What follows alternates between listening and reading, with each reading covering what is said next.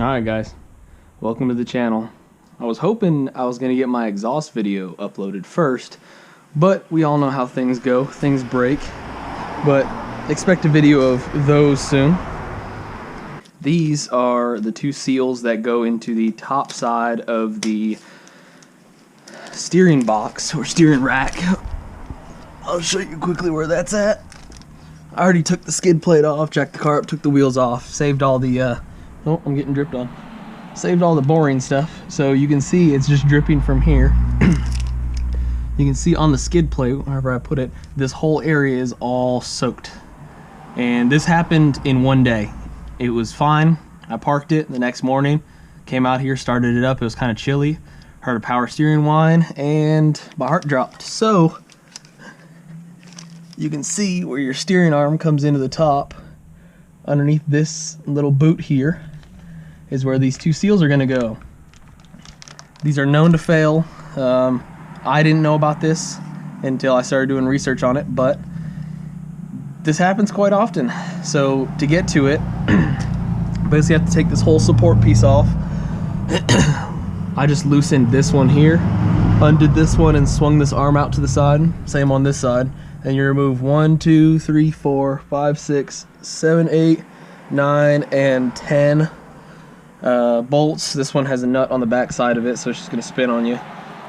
Once this is off, we'll start removing some other things, then loosen the lines and all that junk. But I'll show you step by step. I'm not going to show you unbolting everything just to save some time, and you guys don't have to hear the wrenching noises. But alright, we got the support brace off. That was the one that came across here. There's the front of the car, just for orientation. Next step, remove your sway bar brackets. They're just a little silver U-shaped brackets. It's going to be a 12mm nut and 12mm bolt on both sides, and then that's going to be able to slide forward. If you need a little bit more room than that, if you shift the sway bar to the side back and forth, you'll be able to get it underneath your tie rod. And that'll kind of make the next step a little bit easier, where we are removing the tie rod. So there's your next step. We're going to turn the wheel to the side, take off the cotter pin and castle nut, and pop off these tie rods, and then we'll get to pulling the rack out. Alright, here's a little trick while I'm over here. You probably see this all the time on the internet. I'm like most people on the internet. I don't have all the tools in the world. I wish I did, but I don't have a press or a puller or anything. So pulled out the cotter pin, backed the castle nut off until it was protruding just a little bit. And here's what they don't tell you. You don't have to beat this thing to death to get it to come free. If you have an older car, maybe, if it's pretty nasty, but I just gave taps about this hard. And it's the vibration that's gonna break it up. It's gonna break all that corrosion in that seal, and it's just gonna easily fall out. Next trick, don't back it off all the way now. You're gonna go and loosen the other side, do the same exact thing.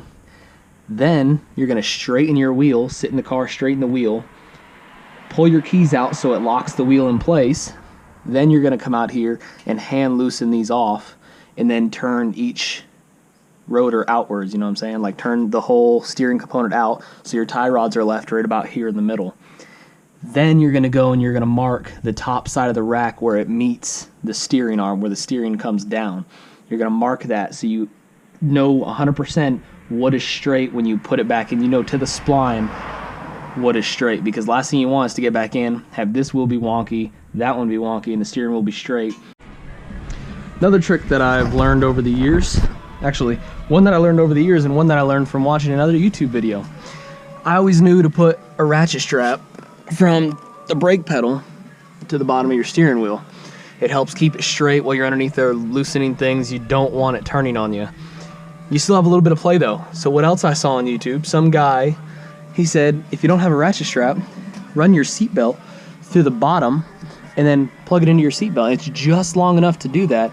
You might have to lower your steering wheel just a little bit, but now it can't turn. It can't go anywhere. And it's the smartest thing ever. I love it. So now that it's locked in zero at perfect 12 o'clock, pull your keys out. Now it's actually locked in place for good. You can get to working. Alright, next step. We pulled the castle nut off the top. This just fell out perfectly. Same on this side. Pulled the castle nut. It fell out. Now, this sway bar out of the way. Now you're gonna undo these 4, 1, 2, 3, and 4 bolts. Now I'm going to break them free while I'm under here showing you guys, and then I'm gonna go up onto the top and I'm gonna remove the lines. Now you're gonna watch, make sure that your boot doesn't get torn by this bolt here.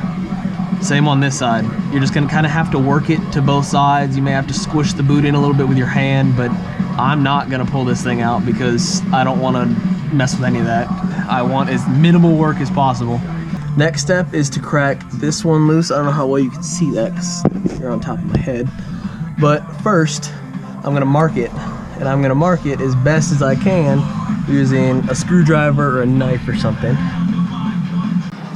The first of the lines is going to be this one here. You're gonna undo that little 10mm and take off this hose clamp, and this hard line is attached to this soft line, and this other soft line with it, they're both attached together. So when you undo this bracket and take off this hose, this is gonna come down with this hose labeled AA. Now that hose is going to join into a hard line, runs right here and goes into this little banjo bolt that goes into your power steering pump. So to get to that, I'm thinking my best option is gonna be to pull this airbox out, which sucks, but we'll get to it. Up here, we're gonna pull out the airbox, which is just the hose clamp on the sound tube, hose clamp on the actual tube that goes into the intake. There's 2 10mm nuts here, and then 1 10mm bolt down here. Don't look that sturdy. Airbox, you just gotta massage it out. It's a pain in the neck, but it comes out. Next step, get a rag. You don't want all of this power steering fluid, well, automatic transmission fluid, sitting on all these rubber hoses. They'll break down over time, acceleratedly from that. Next, we're just going to loosen this hose clamp, just move it up a little bit, and you're just gonna work these hoses off. They're a pain, but you're gonna work that one off. Then we're gonna pull this one off, same thing, get that rag underneath there, catch as much as you can, clean off the stuff that you can't catch. You're gonna pop this little zip tie thing out from here, and then once they're all loose, crack off that 10mm bolt there, and then this stuff can just start to feed down. We got the lines up top removed. We got the bracket that holds the lines taken off. And now we come back down here. I thought it was just these 4, but this bracket is actually not only bolted to this and then to the frame or to the unibody, but it's bolted through this into the unibody as well. So it's not just the 4, it's all 6. So we're gonna go ahead and remove those last 2 now. All right, so we got it out on this rickety old table. Told you I don't have all the tools in the world, but what I did do is I took off 1, 2, 3 lines. I couldn't get this last line off, which is another problem that a lot of people on the internet were having. Can't get this bottom one off, so what I did, make sure I'm not dripping all over the floor, undo these 2 little clamps, take this 10mm bolt off. That basically just sandwiches the lines in a little bracket, and then pop this out from those. So now when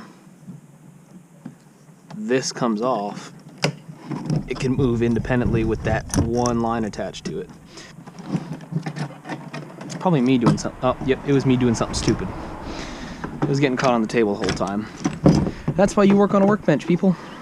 Our seals are this one here and that one that's inside of the ring up inside of there. So we got to get snap ring pliers, pull off this snap ring here. All that will slide off. We'll slide the new one on. That guy comes off. The bigger collar goes in first. I'll remember that.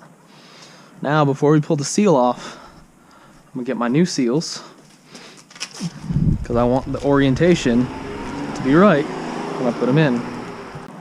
Just easily slides out. So the side with the spring on it, it's like the little indentation with the spring, that's gonna face the top of the shaft. The smooth flat side is going to face the actual body of the steering rack. All of that lovely hard work of getting everything off is for 2 seconds of sliding that one in. This one is a little bit more difficult, I hear, because you have to somehow get that collar out. Alright, so my trick, what I did was from the top side, I placed a 5/8 socket, fits just nicely inside there. So how it went in was that friction side that we're looking at, that's gonna go in first. Then this collar, you can see the impression from the spring. That's gonna go in after it like this. All right, mission accomplished. I tapped that one back in with a 13/16. I could have went a little bit bigger, but it worked perfectly. Tapped it all back in, fully seated. Tightened the little gearbox back down to the actual rack. Tightened up all my fittings. Clipped these back together. Tightened this 10mm back down, this 10mm back down. Got that up underneath there because it's a pain to work your way in there if not, so I'm just gonna leave that there. Now, back underneath the car we go. So it's been about an hour. We'll do a quick little recap. We got the steering rack in. All the lines are tight, all the bolts are tight. We got the sway bar bolted back into place. We got this cross-member support brace thing back into place. Got the plastic underbody guard back in place. Come up to the top side.